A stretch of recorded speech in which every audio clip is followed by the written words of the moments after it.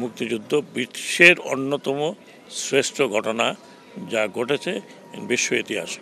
ভারতীয় প্রধানমন্ত্রী তার মতো করে বলেছেন, বিশ্ববাসী জানে এই ব্যাপার, যত কোনো নতুন ব্যাপার নয়।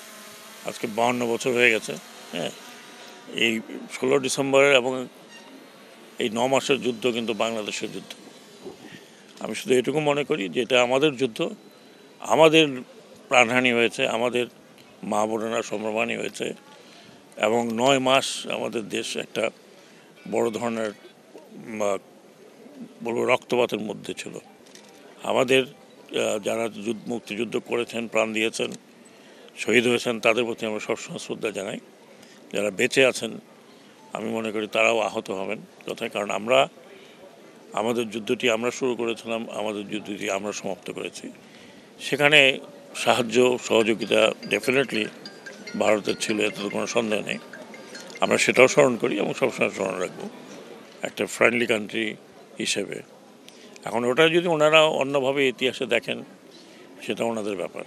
আমরা আমাদের ইতিহাসে মনে করি আমাদের এই মুক্তিযুদ্ধ বিশ্বের অন্যতম শ্রেষ্ঠ ঘটনা যা ঘটেছে বিশ্ব ইতিহাসে।